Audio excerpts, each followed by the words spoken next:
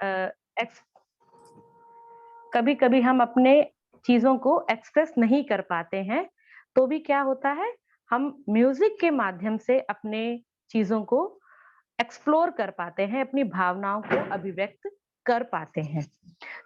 जैसे कि कभी हमें कुछ कहना हो तो हम गा करके या गीत को लिख करके या वाद्य यंत्रों को बजा करके भी अपनी भावनाओं को अभिव्यक्त कर सकते हैं। तो ये 2-3 चीज़ें हैं और इसके पश्चात जो म्यूज़िक थेरेपी जो मैंने बताया और एक योग से अगर देखा जाए रिलेट करके तो भी बहुत सुंदर सामंजस्य बनता है। इसको एप्रिशिएट करने के लिए हमारे समाज में कई सारी एकेडमी, कई सारे संस्थाएँ हैं, जो इसको एप्रिशिएट कर रही हैं।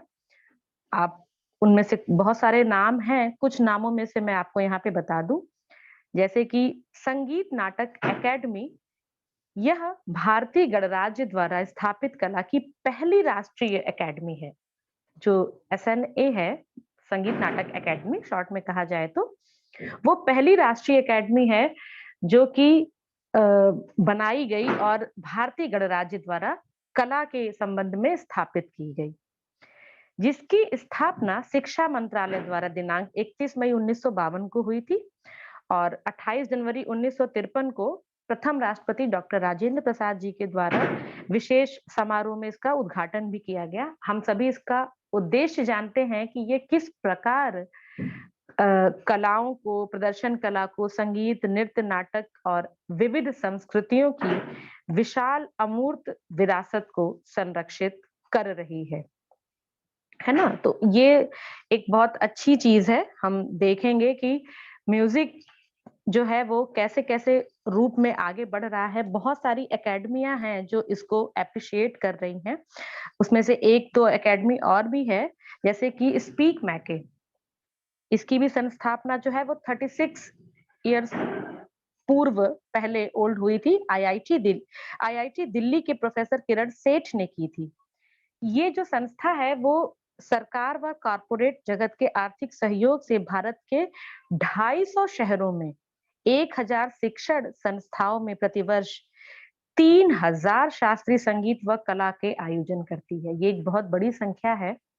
अगर इन ये एकेडमियाँ इतना हमारे लिए कर रही हैं, हमारे संगीत के लिए, और आपको आश्चर्य भी होगा कि भारत के बाहर भी 52 देशों में ये भारतीय कलाकारों को भेजते हैं और आश्चर्य की बात ये है कि ये सारा कार्य वॉलंटियर्स करते हैं। इस संस्था में कोई भी वेतनभोगी कर्मचारी नहीं है। तो ये कई सारी ऐसी और भी संस्थाएँ हैं, हर संस्था का नाम यहाँ लेना इतने कम समय में संभव नहीं है। आप जब इंटरनेट पे सर्च करेंगे तो आपको खुद ब खुद पता चलेगा कि ऐसी कितनी सारी संस्थाएँ हैं जो हमारे कलाकारों को मौका देती हैं मंच पर आने का और हमारे म्यूज़िक को उसी के माध्यम से एप्रिशिएट करने का एक अच्छा कदम है, कह सकते हैं। इसके बाद कई सारे संस्थाएँ भी हैं, महाविद्यालय हैं, विश्वविद्यालय हैं जो म्यूज़िक को एप्रिशिएट करती हैं और कुछ समारोह होते हैं, उनका उनकी चर्चा मैं करना चाहूँगी कि कुछ तो क्षेत्र विशेष होते हैं, जो कि अलग-अलग शहर के अपने-अपने होते हैं और कुछ वैसे समारोह होते हैं जो बड़े स्तर पे आयोजित किए जाते हैं। अगर धार्मिक उत्सव भी होता है तो सीज़न के हिसाब से भी कभी-कभी कुछ अ, संगीत कार्यक्रमों का आयोजन किया जाता है, जैसे बसंतोत्सव, गुलाबबाड़ी, बुढ़वा मंगल, ध्रुपद मेला, सुबह बनारस, संकट मोचन, होली उत्सव, कजरी उत्सव, ऐसे कई सारे उत्सव होते हैं जो समय-समय पर संस्थाएँ आयोजित करती हैं। सम्मेलन भी होते हैं, हरिदास सम्मेलन, तानसेन सम्मेलन, आचार्य बृहस्पति सम्मेलन, राजा भैया पूछ वाले सम्मेलन, सर शंकर लाल संगीत समारोह, संगीत संकल्प समारोह श्रृंखला, ऐसे कई सारे समारोह होते हैं जिनमें कलाकारों को मंच दिया जाता है और वो अपनी प्रतिभा का सकुशल प्रदर्शन करते हैं, जिससे हमारी जो संगीत है, जो विरासत है, भारतीय संस्कृति है, उसको बढ़ावा मिले और आज की युवा पीढ़ी उससे परिचित भी हो और उसके लिए आगे आए। बहुत सारे पत्र-पत्रिकाएँ हैं, जिनमें ऐसे बहुत सारे लेख निकलते हैं जो इनकरेज करते हैं। कई सारी संस्थाएँ अपना अपनी पत्रिकाएँ निकालती हैं।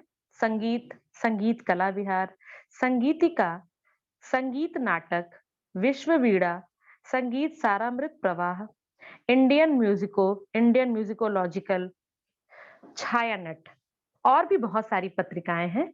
अगर आप ये पत्रिकाओं में प्रकाशन कराते हैं या इन पत्रिकाओं को अगर आप पढ़ें तो उसमें जो इतने अच्छे-अच्छे और छाँटे हुए जो लेख होते हैं, उनसे भी एक एप्रिशिएट होने का बहुत बड़ा अवसर मिलता है हमारे कलाकारों को, संगीत प्रेमियों को।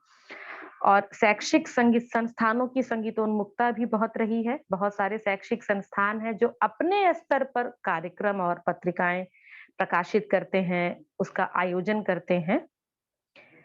एक और भी बहुत बड़ा योगदान है इस संगीत को एप्रिशिएट करने में हमारे साइंस का, जो आधुनिक यांत्रिक विकास कह लीजिए उसके सापेक्ष में देखा जाए तो बहुत सारे सांगीतिक परिवर्तन हुए हैं। जैसा कि हम जानते हैं पहले समय में माइक्रोफ़ोन और ये सब हुआ करते थे, तो माइक्रोफ़ोन भी उस टाइम में वही बहुत था क्योंकि एक सिंगल आवाज़ को उतनी भीड़ तक पहुँचाना एक अपने आप में बहुत अद्भुत देन है विज्ञान की जो उसने संगीत को दी है। हम दूर बैठ कर के गाते हैं अपनी नॉर्मल वॉइस में और वो पूरे भीड़ को कवर करती है। वो स्पीकर लगा होता है और ग्रामोफ़ोन वगैरह जैसे हम लंबे समय तक अपने गाने को रिकॉर्ड कर पा रहे हैं जो आज, जो कि पहले हमारे विद्वान गुणीजन गुरु क्या गा के गए, हमने कभी आँखों से नहीं देखा, कानों से नहीं सुना, पर आज हम उस रिकॉर्डिंग के ज़रिए ही उन्हें सुन पाते हैं और उनकी नकल कर पाते हैं। संगीत नाटक अकेडमी में तो पूरा संग्रहालय ही है, बहुत सारी जगह पर ऐसा ऑडियो-वीडियो रखा गया है संरक्षित करके। तो ये जो यंत्र हैं, ये जो विज्ञान है, इनकी भी एक अपनी भूमिका है कि किस तरह हम चीज़ों को धीरे-धीरे एक स्टेप बाय स्टेप आगे बढ़ते गए। इसके बाद आप देखेंगे तो दूरदर्शन दूरदर्शन आकाशवाणी का अपना ही एक महत्व है, हमारे म्यूज़िक को बढ़ावा देने में। रेडियो के आगमन से संगीत के क्षेत्र को बहुत विस्तार मिला है। आकाशवाणी की अगर बात की जाए, तो जो रेडियो का जो पदार्पण हुआ भारत में, वो 20वीं शताब्दी के तीसरे दशक में हुआ। अर्थात 1926-1930 का जो लेंथ है वो हम देख सकते हैं। बम्बई में सन 1925-26 में ब्रॉडकास्टिंग कंपनी ने रेडियो क्लब की स्थापना की। परंतु सन 1936 में भारत सरकार ने उसका अधिग्रहण कर लिया और तब उसका नाम जाके ऑल इंडिया रेडियो रखा गया। मैं आपको बताना चाहूंगी कि वर्तमान में लगभग आकाशवाणी के 213 रेडियो स्टेशन कार्यरत हैं, जो हमारे इंडियन म्यूजिक को सपोर्ट करते हैं, उनके कार्यक्रम प्रसारित करते हैं और उनमें से मैक्सिमम प्रोग्राम जो हैं वो क्लासिकल म्यूजिक के होते हैं, भारतीय शास्त्रीय संगीत का प्रचार-प्रसार, नया ऑडिशन सिस्टम, रेडियो संगीत सम्मेलनों का आयोजन, भारतीय संगीत पर परिचर्चा, रविवार संगीत सभा, ऑल इंडिया रेडियो की सांगीतिक प्रतियोगिताएँ, अखिल भारतीय संगीत कार्यक्रम, सम्मेलनों का प्रसारण इत्यादि। ऐसे कई प्रोग्राम हैं जो इनमें से कुछ प्रोग्राम तो एक ही दिन में प्रसारित किए जाते हैं, कुछ ऐसे हैं जो रविवार के दिन या किसी खास दिन में किए जाते हैं। एक विचार और मैं साझा करूँगी, मुझे अचानक से बिल्कुल याद आ रहा है जब मैंने अपना रिसर्च किया था, तो मेरा टॉपिक जैसे कि तराना, चतुरंग और त्रिवट पर था, तो उस पर चीज़ों का लिखित रूप में एक वो मिलना मटेरियल बहुत मुश्किल था। तो रेडियो के ज़रिए मुझे भी एक तराना श्रृंखला उस समय चल रही थी जो कि 8 दिन तक लगभग चली थी और बहुत पुराने-पुराने तरानों को सुनाया जा रहा था जिसे जिसे मैंने रिकॉर्ड किया और अपने इंटरव्यू में लगाया भी लास्ट में। और कुछ-कुछ महत्वपूर्ण इंटरव्यू भी हुए थे जिसमें वो वार्ता हो रही थी, वाद-संवाद था कि क्या ये सच में निरर्थक है या सार्थक है, प्रयोग होने वाले शब्दों का क्या अर्थ है। तो बहुत सारी हेल्प मिल रही थी रेडियो आकाशवाणी के ज़रिए। तो ये भी एक अपने आप में एक अच्छा वो है कि हम मतलब रेडियो के ज़रिए, आकाशवाणी के ज़रिए भी हम शास्त्रीय संगीत का प्रचार-प्रसार कर रहे हैं। हम ए ग्रेड, बी ग्रेड के आर्टिस्ट तैयार करते हैं। उन्हें ससम्मान आमंत्रित किया जाता है, बुलाया जाता है, वो आते हैं, अपना प्रोग्राम देते हैं। तो ये कुछ जो चीज़ें मैंने आपको बताई कि शैक्षिक संस्थान हुए, पत्र-पत्रिकाएँ हुईं, संगीत समारोह हुए, योग की दृष्टि से देखा जाए, म्यूज़िक थेरेपी की दृष्टि से देखा जाए, तो ऐसे कई सारे कार्य हमारी सरकार करती है शास्त्रीय संगीत को बढ़ावा देने के लिए और कुछ-कुछ और भी हैं जो अभी आपके साथ शेयर होंगे कि इन चीज़ों के अलावा अगर हम कुछ करना चाहें, ये तो हमारी गवर्नमेंट करती है और हम इसके लिए क्या कर सकते हैं, ये भी मैंने इसमें ऐड किया कि हमें भी अगर हम संगीत प्रेमी हैं, संगीत कलाकार हैं, तो हमें इस विरासत को बचा के रखना है और आगे भी ले जाना है। ये हमारा उत्तरदायित्व बन जाता है कि हम इस कला को सँजो के रखें। इसके लिए हमें अगर हमारे अंदर ये टैलेंट है, तो हम छुपाएँ नहीं, समय-समय पर अपनी प्रतिभा को मंच पर प्रदर्शित करें, उसका हमें एक अवसर ज़रूर मिलना चाहिए। अगर आप लेखक हैं, अच्छा लिखते हैं, तो आप अपनी पुस्तकें प्रकाशित कर सकते हैं। अपने लेख को पत्रिकाओं में दे सकते हैं या कभी कुछ समाचार पत्रों में कोई अच्छा कवरेज जिससे लोगों में संगीत के प्रति एक जागरूकता हो, एक उत्साह बने, ऐसा हम कुछ अपने म्यूज़िक के लिए कर सकते हैं। एक छोटा-सा उदाहरण और बताना चाहूँगी, ये जो कोविड-19 का टाइम चल रहा है, 2 साल लगभग होने आ गए, तो इसमें हम लोगों ने बहुत कुछ फेस किया। मतलब मानव प्राणी की मैं यहाँ बात कर रही हूँ कि मानव जगत ने कितना फेस किया है, लोगों की नौकरियाँ चली भी गईं, आय के साधन कम हो गए, बिल्कुल भी नहीं रहे। तो उसमें लोगों को बहुत ही एक मानसिक तनाव सा होने लगा, जिससे कि बीमारियाँ ज़्यादा हावी होने लगीं। ऐसा भी कहा जाता है जब हमारी प्रतिरोधक क्षमता घट जाती है, तो हमारे ऊपर किसी भी बीमारी का प्रभाव ज़्यादा होने लगता है।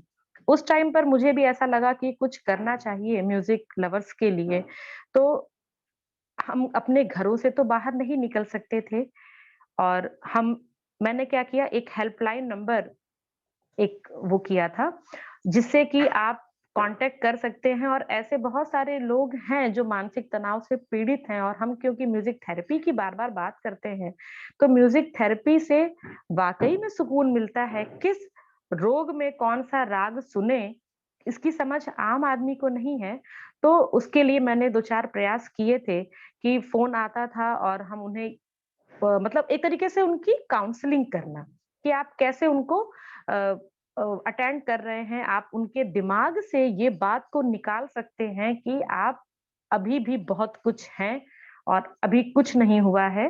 हम इस सोच को बदलें अगर तो सकारात्मक दृष्टि लेकर के भी हम आगे बढ़ सकते हैं। तो ऐसा एक प्रयास मैंने भी किया, बहुत सारे लेख भी लिखे क्योंकि जो वर्तमान स्थिति थी उस समय की, वो अगर हम उसे सकारात्मक रूप में स्वीकार करें, तो हम आगे ज़रूर बढ़ेंगे क्योंकि चुनौतियाँ जो होती हैं, वो हमेशा अपने साथ समाधान भी लाती हैं। ऐसा नहीं है कि कोई भी समस्या बिना समाधान के हमारे सामने आती है। ये हम पर डिपेंड करता है कि हम उसे किस रूप में एक्सेप्ट करते हैं। बहुत सारे मैंने उस पर लिखे भी थे लेख, प्रतिरोधक क्षमता को बढ़ाने की टिप्स और एक औषधि का काम करती है म्यूज़िक। इसके अलावा क्योंकि आप सभी जानते होंगे या एक छोटी-सी नॉर्मल सी बात है कि हमारा जो संगीत है, मुगल पीरियड की अगर बात की जाए तो औरंगज़ेब जो थे वो संगीत प्रेमी नहीं था, ठीक है? कहते हैं कि वो म्यूज़िक को बिल्कुल पसंद नहीं करता था और उसने सारे संगीतज्ञों को अपने शासनकाल में बंद कर दिया था, बिल्कुल गाने-बजाने की परमिशन नहीं थी। तो जितने भी संगीतज्ञ थे, जितनी भी हमारे पास आज पुस्तकें हैं, ग्रंथ हैं, वो सब उसी समय में ज़्यादा लिखी गईं। अगर हम कलेक्शन को देखें, उसका एक आंकड़ा निकालें, तो सबसे अधिक पुस्तकें औरंगज़ेब के समय में मिली थी। तो आप ये भी देख इसका एक अपोज़िट साइड अगर देखा जाए, तो अगर वो कमरे में बंद ना होते, तो शायद इतनी सारी चीज़ें हमारे समक्ष नहीं होती। इसीलिए जब हम इस दौर में घर में बंद हैं, तो हम अपनी सोच को नहीं रोक सकते। हमें अपनी सोच को रोकना भी नहीं चाहिए क्योंकि अगर कोरोना को पलट कर पढ़ा जाए, तो ना रोको ऐसा निकल कर एक शब्द आएगा और हम अपनी सोच को रोक करके हमें आगे बढ़ने का कोई वो नहीं मिलेगा। तो हम अपनी सोच को ना रोकें और अपने आप को आगे बढ़ने दें, उसी में से बहुत सारी चीज़ें निकल कर के सामने आएँगी। और बहुत सारे समाचार पत्र हैं, उनमें हिंदुस्तान में एक और भी आर्टिकल था, मैंने देखा था, पढ़ा था कि संत कबीर नगर में जब विधायकों का चुनाव हो रहा था, तो उसमें लोगों ने ये शर्त रखी थी कि हम इस शर्त पर चुनाव करेंगे जो अन्य समस्याओं के समाधान के साथ-साथ हमारे म्यूज़िक के लिए भी कुछ करे। मतलब हमारे क्षेत्र में एक संगीत की एकेडमी होनी चाहिए, जिससे हम लोक संगीत या और भी जो कला है उसको संरक्षित करें और हमारे क्षेत्र के अंतर्गत जितने लोगों के अंदर अंदर कुछ प्रतिभाएँ हैं, उनको एक मंच मिले, तभी उसी विधायक का हम चयन करेंगे। तो ये एक अच्छा पॉज़िटिव मुझे बहुत अच्छा लगा, हिंदुस्तान पेपर में ऑनलाइन मैंने पढ़ा था। संत कबीर नगर का एक आर्टिकल था कि युवाओं को एक ऐसा अवसर मिलना चाहिए। एक और इम्पोर्टेंट मुद्दा आजकल जो है रोज़गार, तो अगर वो देखा जाए तो रोज़गार की दृष्टि से भी, क्योंकि जब पेट भरा होता है तो हर एक चीज़ अच्छी लगती है, ऐसा नहीं है। संगीत का एकमात्र उद्देश्य तो यही था कि हमें सुकून मिले, मन को शांति मिले, पर आज कहीं न कहीं वो हमारे जीविका से भी जुड़ा हुआ है। तो हम लोगों के दिमाग में म्यूज़िक को एप्रिशिएट करने के लिए एक ये चीज़ डाल सकते हैं कि हम आज देखिए, आज क्या है कि 80% लोगों की ये मानसिकता है कि हम अच्छे शिक्षक बन जाएँ या हमें मंच मिल जाए, हम कलाकार बन जाएँ। पर ये संभव नहीं है कि हर एक व्यक्ति शिक्षक और कलाकार ही बने। संगीत विषय को अपनाने के बाद ऐसे और भी कई सारे फ़ील्ड हैं, उसमें भी जैसे कि पुस्तक समीक्षक, रिकॉर्डिस्ट, म्यूज़िक थेरेपी का कोर्स करके किसी हॉस्पिटल में नौकरी करना, वाद्य यंत्रों का निर्माण व मरम्मत करने वाले, संगीत कार्यक्रमों के जो कॉन्सर्ट होते हैं उसके आयोजक बन जाएँ अगर आप, पत्र-पत्रिका प्रकाशन करने से संबंधित कोई वैसी आप ले लें। ये सभी चीज़ें भी आपको आपके आय के स्रोत की तरफ इशारा करती हैं। आप इनसे भी इनकम कर सकते हैं। ज़रूरी नहीं कि हम शिक्षक और मंच कलाकार ही बनें। इसके अलावा एप्रिसिएशन कोर्स भी चलाए जाते हैं। California institute of the arts, मैंने देखा कि विदेशों में ये एप्रिसिएशन म्यूजिक कोर्स बहुत ज़्यादा हैं। कई सारी यूनिवर्सिटी आप इंटरनेट पे सर्च करेंगे तो आपको मिल जाएँगी, जो कि एप्रिसिएशन म्यूजिक एप्रिसिएशन कोर्स के नाम से चलाई जाती हैं। आज इंडिया में भी कुछ-कुछ सर्च करने पे सामने आए हैं online Indian classical music appreciation course, जो कि आपको बड़े आराम से मिल जाएँगे। तो म्यूजिक एप्रिसिएशन हमें सिखाता है कि कैसे हमें अपनी भावनाओं को किस तरीके से एक्सप्लोर करना है, कैसे अपने रिलेशनशिप को हम मजबूत बना सकते हैं और हमें एक आगे बढ़ने का रास्ता उससे ज़रूर मिलेगा, क्योंकि चीज़ें जो चेंजेस हैं वो समय पर होना भी ज़रूरी है। आज हमारे सामने न्यू एजुकेशन पॉलिसी आई है, वो भी एक बहुत बड़ा बदलाव है हमारे विषय के लिए। तो उसमें भी क्या चीज़ें आप पॉज़िटिव क्या उठाते हैं, क्या नेगेटिव उठाते हैं, अभी थोड़ी-सी चर्चा हम इसमें आगे जब आएगा तो हम वो भी करेंगे।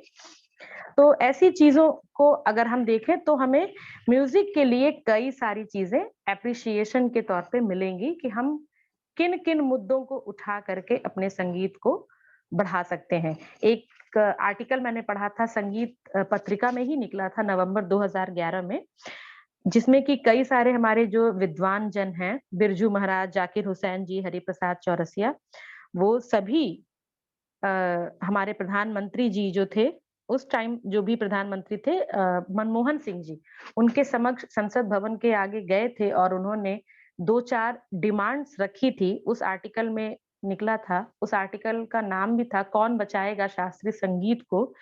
हरिवंश चतुर्वेदी जी का एक आर्टिकल था। तो उन्होंने कुछ अपनी माँगे रखी थी कि एक ऐसे विशेषज्ञ समिति की नियुक्ति की जाए, जो पारंपरिक गुरु शिष्य परंपरा को प्रोत्साहन दे। दूसरा, उन्होंने जो मांग रखी थी, कारपोरेट जगत के 1% मुनाफे को आयकर से मुक्त करके सांस्कृतिक गतिविधियों पर लगाने की अनुमति दी जाए।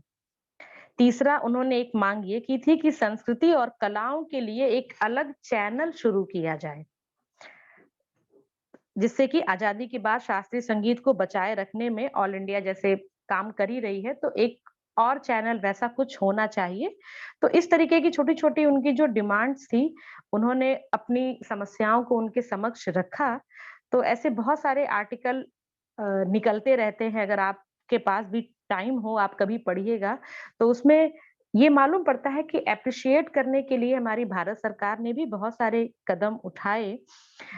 जैसे कि जॉर्ज मिशन यूनिवर्सिटी के प्रोफेसर फ्लोरिडा ने अपनी बहुचर्चित पुस्तक the flight of creative class में बताया है कि अमेरिका की उन सांस्कृतिक संस्थाओं, उत्पादों और सेवाओं के महत्व की चर्चा की। इससे ये पता चल रहा है कि अमेरिका जैसी जो जगह है, वहाँ पर इतना ज़्यादा एप्रिशिएट किया जा रहा है, तो हम अपने इंडियंस क्यों नहीं कर सकते? हम अपने भारत सरकार से ये डिमांड करके उस चीज़ को बढ़ावा क्यों नहीं दे सकते? उसकी अलग-अलग भी पहलू हैं, कुछ सकारात्मक हैं, कुछ नकारात्मक भी हैं। तो ये है एप्रिसिएशन। हम अगर हर मुद्दे को देखें, रोजगार, धार्मिक, म्यूजिक थेरेपी, शैक्षिक संस्थान, समारोह, पत्र-पत्रिका, सांगीतिक कार्यक्रम, साइंस की दृष्टि से और एक और भी है ऐसा एप्रिशिएट करने के लिए हमारे संगीतज्ञों ने जो एक और भी अच्छा हमारे सामने बराबर ही आता रहता है, कुछ नए रागों का निर्माण करते रहना। ये भी म्यूज़िक को एक एप्रिशिएट करने का एक अच्छा तरीका है। तो हम इन सभी चीज़ों को अगर ऐड करें तो हमें ये पता चलता है कि संगीत की क्या स्थिति है हमारे समक्ष। अब हम थोड़ी-सी चर्चा करते हैं दूसरे पक्ष पर, क्योंकि अभी हमने समालोचना को देखा, उसमें थोड़े बिंदु जो हमें 1-2 नहीं समझ में आए, जैसे कि पाश्चात्य संगीत का अगर ज़्यादा अवलोकन किया जाए, तो वो उतनी सुख शांति नहीं देते जितना हमारा हिंदुस्तानी शास्त्रीय संगीत। संगीत की आलोचना में सबसे पहले हम इसके ऐतिहासिक विकास की ओर दृष्टि दौड़ाएँगे। हम ये देखेंगे कि 17वीं और 18वीं शताब्दी में ही सबसे पहले संगीत की आलोचना का प्रारंभ हुआ था। आलोचना में व्यवस्थित योगदान देने वाले जो पहले लेखक संगीतकार थे, आप चाहें तो नोट भी कर सकते हैं। फ्रांस में जीन जैक्स रूसो, ये सबसे पहले आलोचक थे म्यूजिक के। फ्रांस में जीन जैक्स रूसो, इसके बाद जर्मनी में जोहान मैथेसन और इंग्लैंड में चार्ल्स एविसन और चार्ल्स बर्नी बाद में। ये लोग जो थे इन्होंने सबसे पहले धीरे-धीरे म्यूजिक पर आलोचना करने का कार्य प्रारंभ किया। उनके काम को पूरे यूरोप में समय-समय पर होने वाले समाचार पत्रों और समाचार पत्रों के साथ प्रकाशित किया गया। बराबर ही वो चीज़ निकलती रहती थी और संगीत आलोचना के लिए समर्पित, ऐसे तो वैसे बहुत पत्रिकाएँ हैं, लेकिन उसमें एप्रिशिएशन और हमारे लेख ये सब ज़्यादा होते हैं। पर आलोचना से समर्पित जो सबसे पहली पत्रिका थी, वो थी क्रिटिका संगीत।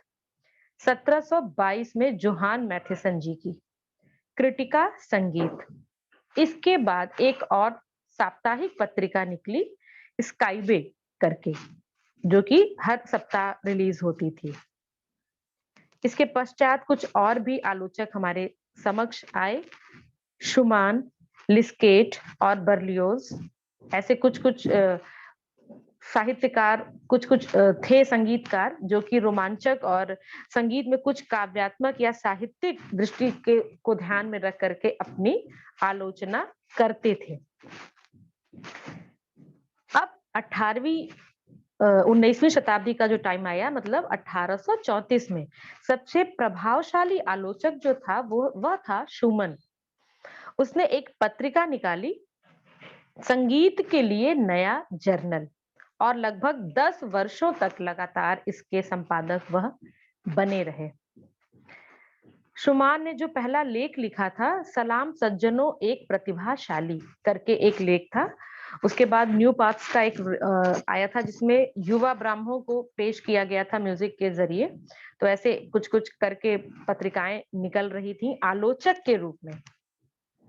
तत्पश्चात 19वीं शताब्दी के उत्तरार्ध में महत्वपूर्ण दृश्य में विनीज आलोचक का वर्चस्व था, जिनका नाम था एडवर्ड हैंडलिक। एडवर्ड हैंडलिक, इन्हें आधुनिक संगीत आलोचना का जनक माना जाता है। ये आधुनिक संगीत के आलोचक के रूप में इन्हें इस आलोचना का जनक कहा गया। और ये एक बहुत ही विपुल और निपुण लेखक थे, आलोचक थे। उनकी एक पुस्तक भी थी, वो मुसिकालिस्क शोएनन। इसका हिंदी में अनुवाद है द ब्यूटी इन म्यूजिक। आलोचना के इतिहास में ये जो पुस्तक थी, जैसे हम कोई-कोई कहावत कहते हैं कि वो एक लैंडमार्क बन जाती है, एक मील का पत्थर बन जाती है, वैसे ही यह पुस्तक थी उनकी, द ब्यूटी इन म्यूजिक। इस पुस्तक में संगीत की स्वायत्तता और अन्य कलाओं की बुनियादी स्वतंत्रता पर बल देते हुए एक रूमानी, क्योंकि ये उधर ही के थे, उस रुख को इन्होंने अपनाया और 1895 ईस्वी तक यह पुस्तक कई भाषाओं में लगातार छपती रही। फिर इसके बाद हम देखेंगे कि धीरे-धीरे कई सारे वर्ग आए हमारे आलोचक में। ये भी हम थोड़ा पाश्चात्य, जहाँ से शुरुआत हुई संगीत आलोचक की, हम आपको वहाँ से बता रहे हैं। अभी हम अपने भारतीय संगीत आलोचकों की ओर रुख करेंगे। संगीत की आलोचना का एक प्राथमिक उद्देश्य है संगीत का मूल्यांकन। देखिए, आलोचना क्या है? किसी भी चीज़ का मूल्यांकन करना।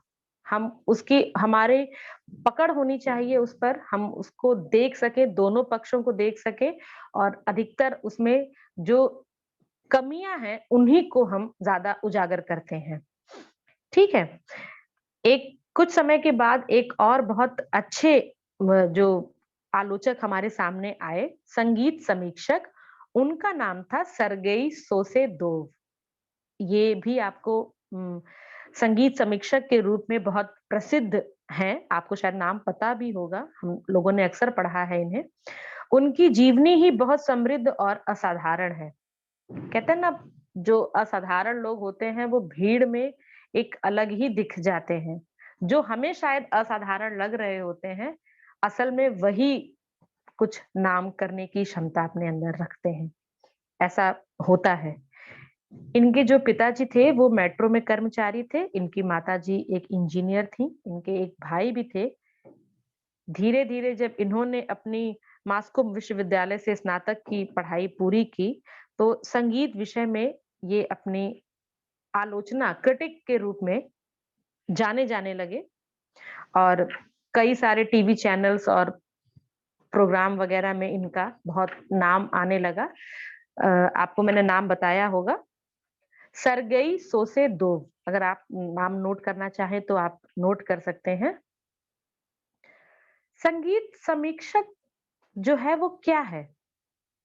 ये नाम बहुत ज़्यादा पहले से प्रचलित नहीं है हमारे बीच में। लगभग 19वीं शताब्दी से ही एक उसमें आया है हमारे सामने। आलोचक और लेखक 2 अलग-अलग पर्सनैलिटी होती है।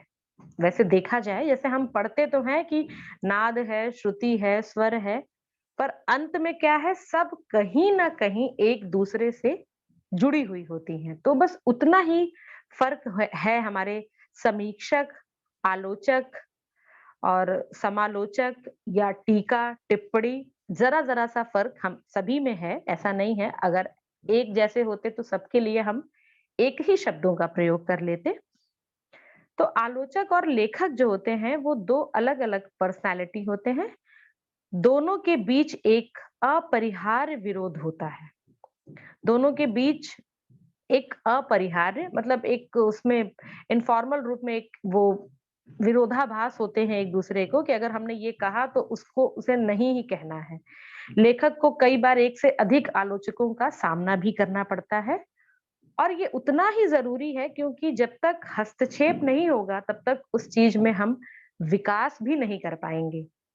हम अपने सामान्य से जीवन में भी अगर इस बात को लागू करें, तो हम ये देखते हैं कि जिस चीज़ के लिए हमारे आस-पड़ोस के लोग या हमारे घर के लोग हमारी आलोचना करते हैं, हम प्रायः उन चीज़ों को सुधारने का भी प्रयास करते हैं।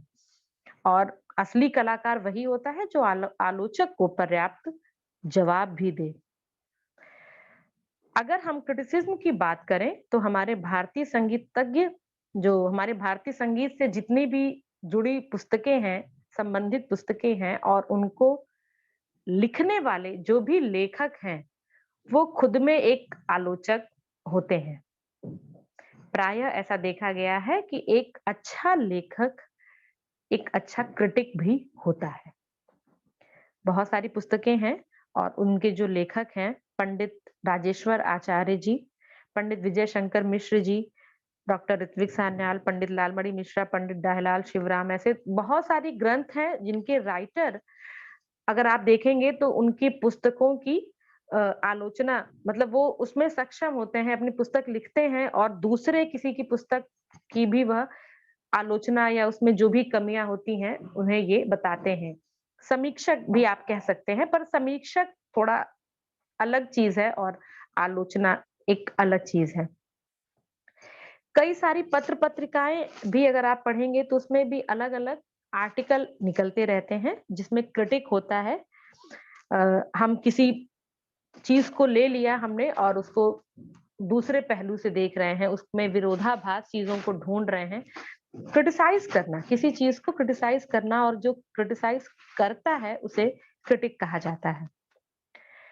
इस तरीके से बहुत सारे आर्टिकल मैंने अभी आपको एक बताया ही कि नवंबर 2011 में भी एक एप्रिसिएशन के लिए एक आर्टिकल निकला, उस पर भी क्रिटिक किया लोगों ने और आधुनिक गीत संगीत पर आलोचना व प्रश्न उठाया गया कि कैसे हमारा संगीत सुरक्षित रह पाएगा। जो आर्टिकल निकलते हैं, उनमें शायद ऐसा ही कुछ उसका टॉपिक था कि कौन बचाएगा शास्त्रीय संगीत को? ये बड़ा ही अच्छा मुझे वो टॉपिक लगा था इसलिए मुझे शायद याद भी है कि हमारा जो पाश्चात्य संगीत है, वह शास्त्रीय संगीत पर कहीं न कहीं हावी होता जा रहा है। तो हम ऐसे में हम अपनी शास्त्रीय संगीत की जो हमारी एक अस्मिता है, उसको कैसे बचा के रखें? क्योंकि हमारे संगीत का, हिंदुस्तानी संगीत का यह उद्देश्य कभी नहीं रहा कि हम सिर्फ जीविकोपार्जन पर ही ध्यान दें। हमारा जो एकमात्र उद्देश्य था, वह सबसे ज़्यादा अ, मतलब आत्मसंतुष्टि हो, मानसिक सुख शांति मिले, ये हमारा ज़्यादा उद्देश्य था, ना कि जीविकोपार्जन की तरफ या पाश्चात्य संगीत हम पर हावी हो जाए। क्योंकि श्री कृष्ण ने भी अर्जुन से कहा है, अहम वेदानाम साम वेदोऽस्मि, अर्थात मैं वेदों में साम वेद हूँ। संगीत से समाज में विशेष मान सम्मान व गौरव की प्राप्ति होती है। संगीत से अर्थ, धर्म, काम और मोक्ष चारों पदार्थों की प्राप्ति होती है।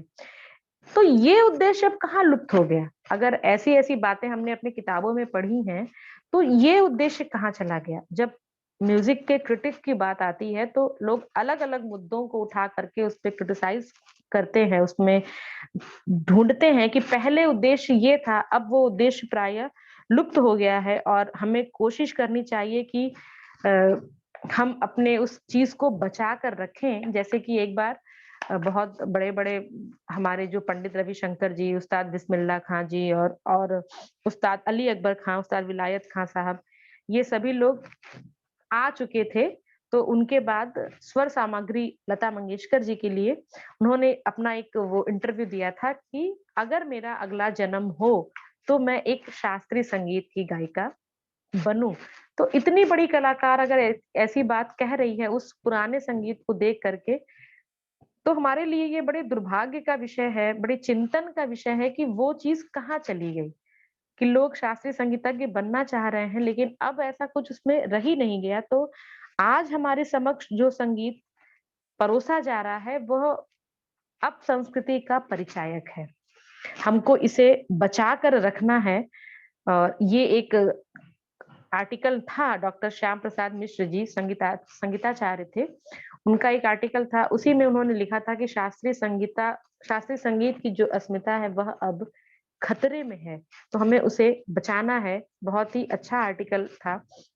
उसके अलावा भी बहुत सारे आधुनिक समाज में संगीत कलाकार की स्थिति हम ये देखते हैं कि एक संगीतज्ञ जो है, वो अपनी कला के साथ-साथ कुछ पैसे कमाने की भी क्योंकि वो हमारे उसकी माँग है, रोज़गार है, नहीं होगा, जीविका नहीं होगी तो क्या होगा? पहले के समय में भी ये चीज़ थी।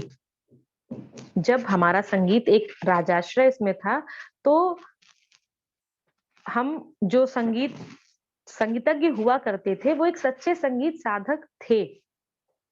क्योंकि उन्हें इस बात की चिंता ज़्यादा नहीं थी कि हमको पैसे कहाँ से मिलेंगे, क्योंकि वो जिन राजाओं के राजाश्रय में रहा करते थे, वो उनके सारे खर्चों का मतलब सब कुछ पालन-पोषण वहाँ से हो जाता था। तो आज के समय में वो चीज़ है नहीं। तो ये एक चिंता का विषय है कि हमारे आधुनिक समाज के जो कलाकार हैं, संगीत कलाकार हैं, उनकी इस स्थिति में कैसे बदलाव किया जाए? इन मुद्दों पर भी बहुत सारे लोग अपना वो डालते हैं और क्रिटिसाइज़ करते हैं। इसके बाद एक नया बिंदु जो क्रिटिक के लिए एक पैदा हो गया है ऑनलाइन पढ़ाई। हम आज ऑनलाइन वाले दौर में हैं विज्ञान के, तो क्या इस विधा के साथ भी उतना न्याय हो रहा है? अन्य विषयों के लिए तो ये बहुत कठिन नहीं होगा क्योंकि वो उस तरीके से नहीं होते।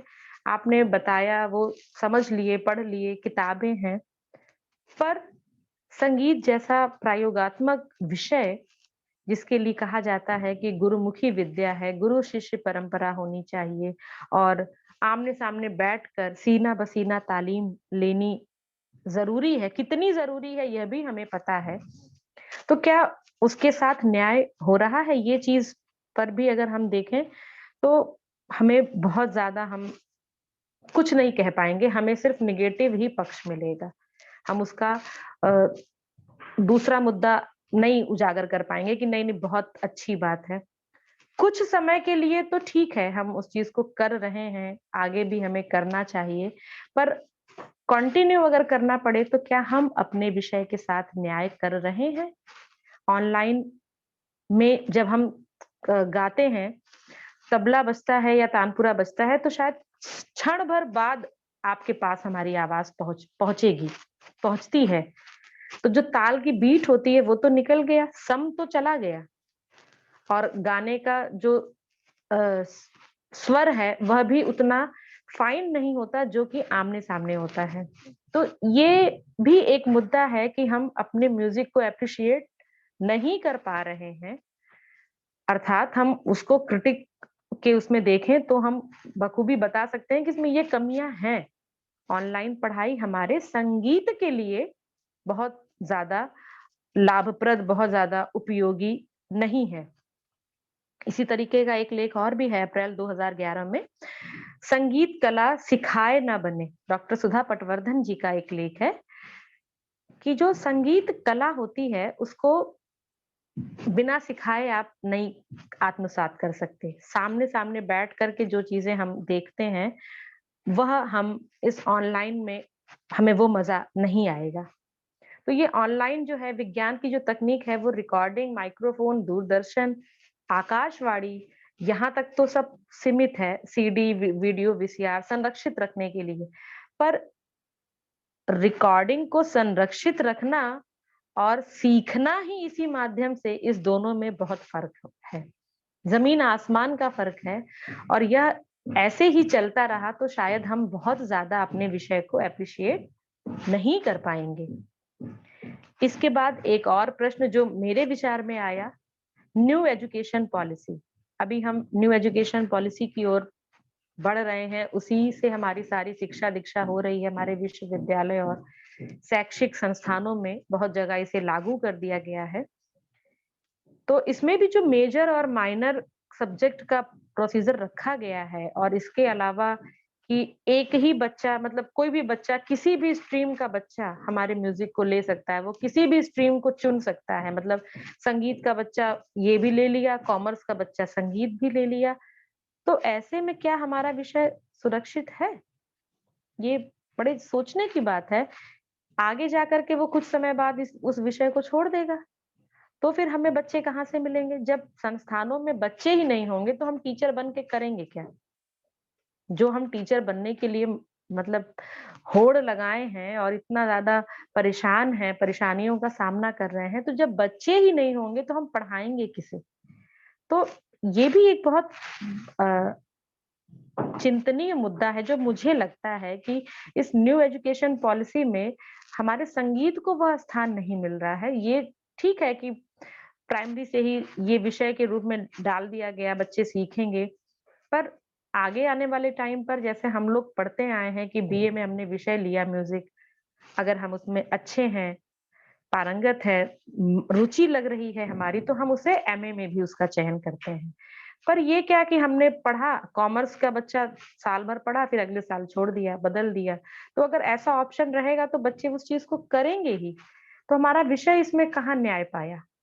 तो ये भी एक मुद्दा है जो कि हम एप्रिशिएट की तरफ बहुत ज़्यादा नहीं जा पाएँगे। इस पर एक बहुत अभी कुछ दिन हमेशा ही वेबिनार होते आए हैं और कुछ दिन पहले एक वेबिनार हुआ भी था, अक्टूबर में इंटरनेशनल वेबिनार था बीएचयू में, उसमें भी मुझे भी बुलाया गया था एक स्पीकर के रूप में आमंत्रित करके। तो मैंने भी अपने सुझाव यही दिए थे कि देखिए हर एक चीज़ का दोनों पहलू होता है। एक अच्छा भी होता है, एक बुरा भी होता है, सकारात्मक भी और नकारात्मक भी। अगर हम चीज़ों में बदलाव नहीं करेंगे, तो वो भी अच्छा नहीं है, क्योंकि थोड़े समय के बाद, जो कि काफ़ी लंबे टाइम से हमारी पुरानी एजुकेशन पॉलिसी चल रही थी, तो उसमें बदलाव होना ज़रूरी है। पर उस बदलाव में किन-किन चीज़ों के लिए वो बदलाव सकारात्मक है और जो नकारात्मक भी है, उसमें भी हम ऐसा क्या अ, प्रोत्साहन करें, क्या ऐसी चीज़ हमारे तरफ से होनी चाहिए, क्योंकि अब तो ये हमारा उत्तरदायित्व है कि हम अपने विषय को बढ़ाएँगे, हम उस पर समय-समय पर आयोजन करें, खुद मंच पर बैठें, पत्र-पत्रिका में अपने लेख लिखें, हेल्पलाइन नंबर जैसी चीज़ों से लोगों की मदद करें, काउंसलिंग करें घर बैठे, एक पॉजिटिव सोच को अपने समाज में फैलाएँ, तो इससे हमारा म्यूज़िक जो है वो कहीं न कहीं प्रोत्साहित होगा। पर कुछ पहलू जो कि हम खुद मानते हैं कि क्रिटिक करने लायक है और बहुत ज़्यादा हम उससे, अगर हम उसी पर निर्भर रहें तो हम कितने ज़्यादा ऊपर जाएँगे, या हम और आप भी जान रहे हैं। तो वो चीज़ों पर भी आज हमारे सामने बहुत सारे लेख और पत्रिकाएँ हैं। कुछ जो अच्छे लेखक होते हैं वो क्रिटिक भी होते हैं, हमने आपको बताया ही। तो ऐसे छोटे-छोटे कई सारे मुद्दे हैं, क्योंकि हर एक चीज़ का एक अच्छा पहलू, जैसे हम इस टॉपिक को ही पढ़ रहे हैं, तो एप्रिशिएट भी करना है और हमें अपने ही विषय को क्रिटिक भी करना है। तो हमने आपको इसीलिए बताया कि क्रिटिक करने का जो मुद्दा हो सकता है मेरे विचार में, क्योंकि देखिए बच्चों, ये बहुत ऐसा टॉपिक है कि बहुत ज़्यादा रिटन मटेरियल आपको कहीं भी कंपाइल किया हुआ, बंधा हुआ मिल जाए, तो ये शायद इम्पॉसिबल है। इसे हमें अपने विचार से सोच समझ के कंपाइल करना होगा।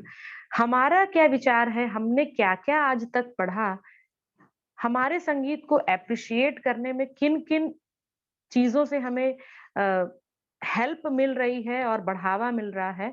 एक तरफ वो सारी चीज़ें हैं, और किन चीज़ों की वजह से हमारे संगीत में रुकावट आएगी या हम आगे नहीं बढ़ पाएँगे, एक पक्ष मैंने आपको वो बताया। तो दोनों ही पक्षों की अगर बात की जाए, तो संगीत की आलोचना और समालोचना, हम जब उसकी समालोचना करते हैं तो उसके गुण में सबसे पहले मैंने आपको बताया ही कि आलोचना क्या है और किस तरह से की जाती है, ठीक? और समालोचना क्या है और उसको भी किस तरह से करना है। समालोचना के अंतर्गत हम देखें तो संगीत जो है वो योग की दृष्टि से किस प्रकार एप्रिसिएशन पा रहा है, म्यूजिक थेरेपी की दृष्टि से किस प्रकार पा रहा है, शैक्षिक संस्थानों की दृष्टि से किस प्रकार है, कई सारी एकेडमीज़ जो हैं, उनके कारण कितना एप्रिशिएट हो पा रहा है, प्रोग्राम और कॉन्सर्ट वगैरह जो बड़े-बड़े होते हैं, उससे कितना इसको एप्रिशिएशन मिलता है, पुस्तक और पत्र-पत्रिकाओं का क्या मुख्य योगदान है, इसके अलावा अ, साइंस जो है हमारा, विज्ञान, इसे कितना आगे ले जाने में एक अपनी महत्वपूर्ण भूमिका निभा रहा है। उसके पश्चात देखा जाए तो सबसे इम्पोर्टेंट जो संगीतज्ञ हैं, वो क्या कर रहे हैं? अपनी कला का प्रदर्शन मंच पर करते हैं, अपनी रिकॉर्डिंग करते हैं, और इसके पश्चात देखा जाए तो जो नए रागों का निर्माण होता है, नए वाद्यों का भी निर्माण होता है, वो भी एक एप्रिसिएशन का ही पार्ट है कि हम कुछ नया करेंगे तभी तो आगे बढ़ेंगे। क्यों कहते हैं अपडेट रहना चाहिए? अपडेट चूँकि जनरेशन के हिसाब से हमें अपनी चीज़ों को बदलना होगा। हम अगर वही साम-गान लेके गाते रहेंगे तो शायद हम आगे ना बढ़ पाएँ। पर पिछली चीज़ों को छोड़ना नहीं है और नई चीज़ों को अपनाने से बचना भी नहीं है। हमें उन चीज़ों को अपनाना तो पड़ेगा ही। किसी न किसी रूप में हम उन चीज़ों को अपनाएँ। किस मात्रा तक अपनाएँ कि वह हानिकारक ना हो, जो उसका मूल उद्देश्य है वो ही ना मिट जाए। संगीत जो है वो एक ऐसी विरासत है, एक ऐसी परंपरा है जिसे सीखने के लिए हम आप जानते हैं कि लोग बाहर से आते हैं, फ़ॉरेन से आते हैं, विश्वविद्यालयों में संगीत की शिक्षा प्राप्त करने, भारतीय संगीत सीखने, तो उसे भी हमें छोड़ना नहीं है। तो ये सारे जो अलग-अलग पार्ट हैं, योग और म्यूज़िक थेरेपी और जो भी हमने अभी आपको बताया, उन सबका ही एक अपना महत्वपूर्ण योगदान है हमारे संगीत को बढ़ावा देने में, प्रोत्साहित करने में। समय-समय पर ऐसे आर्टिकल का निकलना और एक जो मैंने एक थोड़ा छोटा-सा एक उदाहरण भी बताया संत कबीर नगर का, वो भी मुझे अच्छा लगा कि हम अपने आस-पास के क्षेत्रों में विधायक का चुनाव ही इस शर्त पर करें कि वो हमारे संगीत जैसी विरासतों के लिए या कुछ ऐसे और भी हर जगह का एक अपना लोक संगीत होता है, जो कि बिल्कुल लुप्त होती जा रही है। उस कला को प्रोत्साहित करे, प्रोत्साहन दे, बढ़ावा दे, हमें फंड मिले जिसके माध्यम से हम कुछ कर सकें, तभी हम ऐसे विधायक का चुनाव करेंगे, ऐसा हमें कोई आश्वासन दे। तो ये एक अच्छी चीज़ है, एक अच्छा पहल है हमारे एप्रिसिएशन के क्षेत्र में। और दूसरी ओर क्रिटिक देखा जाए तो कुछ ऐसे मुद्दे हैं, जिनकी वजह से हम इसे क्रिटिसाइज़ कर सकते हैं। पहले तो पुस्तकों पर ही होता था, पुस्तक की समीक्षा करना एक अलग चीज़ है।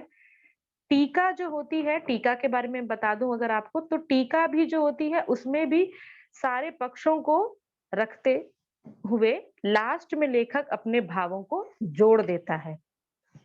अनुवाद जो होता है, जैसे कि नाट्य शास्त्र का या संगीत रत्नाकर के बहुत सारी टीकाएँ और अनुवाद हमें मिलते हैं। गुजराती में लिखा हुआ है अगर कोई ग्रंथ, तो संगीत कलाधर वगैरह, तो उसको हिंदी में कन्वर्ट करना है, संस्कृत में है तो हिंदी में करना है, फ़ारसी में है तो हिंदी में करना है, वो अनुवाद है। तो वो तो एज़ इट इज़ उसी तरह से अपनी भाषा में लेखक उस बात को कह देता है। टीका में आखिरी में वो अपने भी भावों को जोड़ देता है। आलोचना में वो सारे पक्षों को पढ़ करके और उसके नज़रिए से जो भी उसमें विरोधाभास पक्ष होते हैं और त्रुटियों को पहचान करके, उसका विश्लेषण करके, समसामाजिक स्तर से उसका मिलान करके उसमें क्या कमियाँ हैं, क्या त्रुटियाँ हैं, वो सारी चीज़ों को वो आपके समक्ष रखता है, खुल कर रखता है। उसके लिए कोई उसे वो चीज़ उसके ऊपर ना कोई बंधन है, ना वो किसी के दबाव में है। तो इन छोटे-छोटे ही फ़र्क हैं, बस सारी चीज़ों को आपस में जोड़ दिया गया है और थोड़े-थोड़े ही फ़र्क होते हैं। तो ये है appreciation and criticism of music. संगीत की अगर हम आलोचना करें और समालोचना करें, तो वो किस प्रकार हम कर सकते हैं और संभावनाएँ हमेशा हमारे समक्ष रहती हैं। ऐसा नहीं है कि आज मैंने जो बताया उसमें सब कुछ सिमट गया होगा। अभी तक जितना हुआ मैंने पूरी कोशिश की कि आपको अच्छे से उसे बता सकें, क्योंकि विषय ऐसा है कि बहुत कुछ है ढूँढने के लिए। अभी तो ये जितना हम और आप जानते हैं या पढ़ते आए हैं, उन चीज़ों को हमने समेटा। बाकी अदरवाइज़ अगर कुछ छूट रहा हो तो उसे भी आप समझ के अपने हिसाब से जोड़ सकते हैं। मेरे ख्याल से आपको अब कुछ चीज़ें समझ में आई होंगी, एप्रिसिएशन और क्रिटिसिज़्म दोनों में पहली बात तो फ़र्क क्या है? किस प्रकार से हम संगीत को एप्रिशिएट कर रहे हैं और किस प्रकार से इसका क्रिटिसिज़्म हो रहा है, इन दोनों पहलुओं पर। अब अगर आप में से कुछ डाउट हो किसी को भी, तो मैं आमंत्रित करती हूँ आप लोगों को, क्योंकि अभी 15 मिनट का समय है, तो हम बात कर सकते हैं। जी। अगर कोई कुछ पूछना चाहे, पहले तो आप ये बताएं कि आपको कुछ भी समझ में आ, क्योंकि विषय थोड़ा नया और बिल्कुल अप्रचलित सा है। क्या आप मुझे सुन पा रहे हैं? जी मैम। यस जी। मैम। अगर आप में से किसी के भी मन में कोई शंका हो, कुछ अगर आपको पूछना हो, वैसे तो मैंने जो भी पढ़ाया है उसकी जो नोट्स है, आप में से कोई अभी मुझसे मुलाकात भी नहीं हो पाई क्योंकि यूनिवर्सिटी के एग्जाम वगैरह चालू हो गए और अभी मिलना नहीं हो पाया।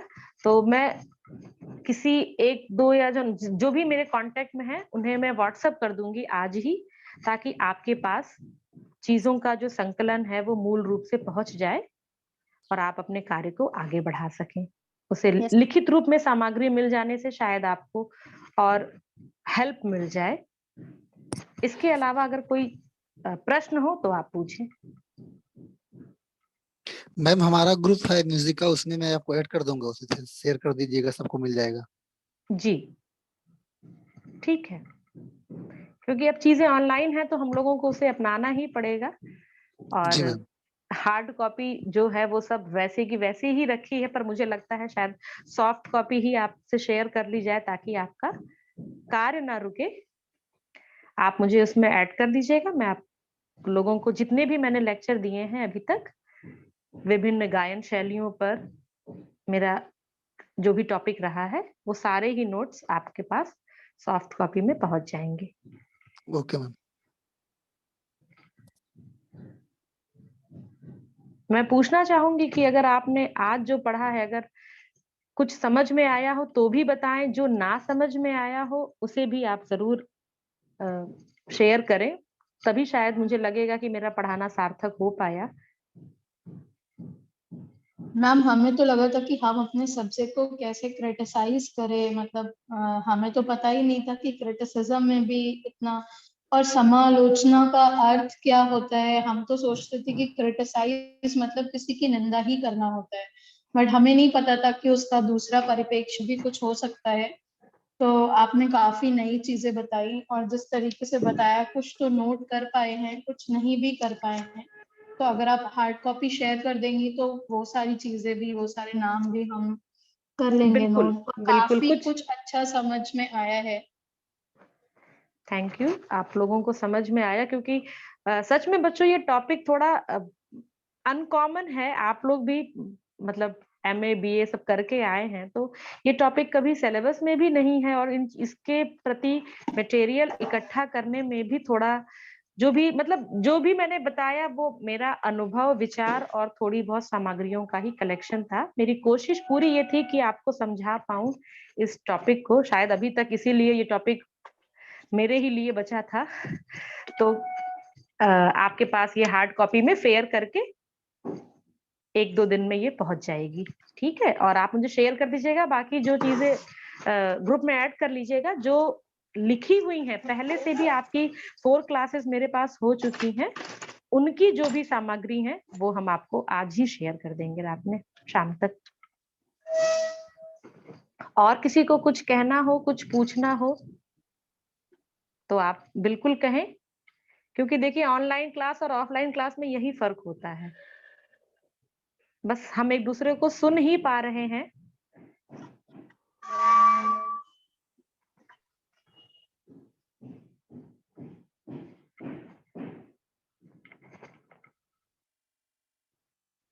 अगर किसी को कोई डाउट है, अगर नहीं डाउट है तो भी कोई बात नहीं, इसका मतलब हमने काफी अच्छा पढ़ाया कि आपको समझ में आ गया। Yes ma'am. Yes ma'am.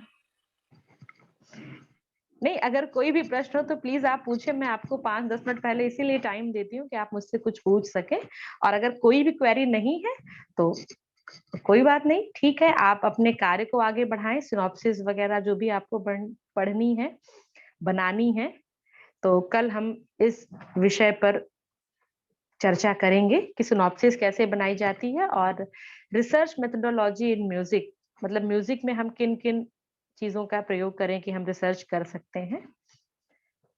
शोध विधि, शोध प्रविधि एक अलग चीज है और शोध विधि अलग चीज है। तो उस पर हम कोशिश करेंगे कि आप लोगों को समझा सके। इसके मैम अलावा एक डाउट था मुझे। जी मैम म्यूजिक में मैम जैसे हमेशा क्वालिटेटिव टॉपिक्स ही उठाए जाते हैं, तो क्या जी क्वांटिटेटिव स्टडी मतलब बिल्कुल भी पॉसिबल नहीं है हमारे म्यूजिक में? अब हो सकता है ये आपके शोध करने वाले विषय पर निर्भर करता हो, है ना? अगर आपका टॉपिक मैम। वैसा है, कभी-कभी क्वेश्चनेयर वगैरह हमें बनाने पड़ते हैं, डेटा कलेक्शन होते हैं, इंटरव्यू बेसिस होता है, तो हमको किस प्रकार से अपने चीज़ों को इकट्ठा करना है, अपने डेटे का, अपने डाटा का वो करना है, आंकड़ा निकालना है, तो वो थोड़ा-सा हमारे विषय पर, रिसर्च के टॉपिक पर निर्भर करता है। अगर आप प्रैक्टिकली वैसा कुछ ले रहे हैं, तो उन चीज़ों का यूज़ भी कर सकते हैं, है ना? तो उस पर भी हम आपको कल पूरी कोशिश रहेगी हमारी कि हम दोनों ही क्वालिटेटिव और क्वांटिटेटिव दोनों में किस टॉपिक को हम किस किस विधि से अपने रिसर्च में लागू करें, इस पर हम थोड़ी-सी चर्चा ज़रूर करेंगे। हो सकता है ऐसा किसी का विषय हो जिसमें क्वांटिटेटिव डाटा क्वांटिटेटिव मेथोडोलॉजी को अपनाने की ज़रूरत पड़ जाए, वो टेक्निक अपनानी पड़े, है ना? जी मैम जी, थैंक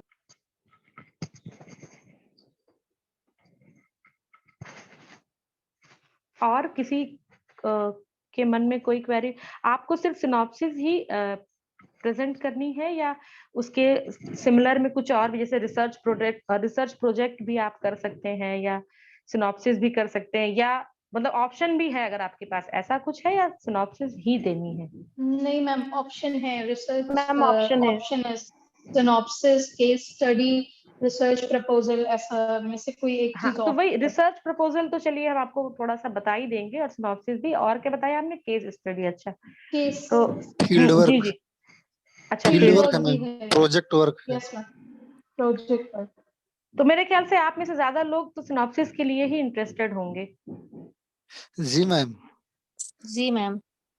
ठीक है, तो हम कल थोड़ी-सी इसी पर चर्चा करेंगे और रिसर्च मेथोडोलॉजी पर भी थोड़ा-सा मैं आपको बताने का पूरा प्रयास करूँगी।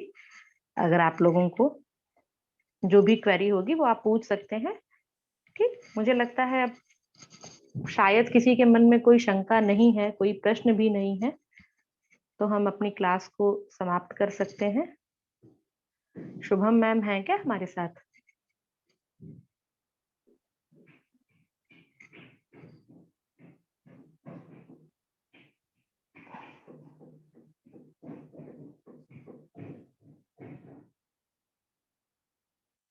हैं तो लेकिन शायद मैम किसी और कार्य में भी बिज़ी होंगी।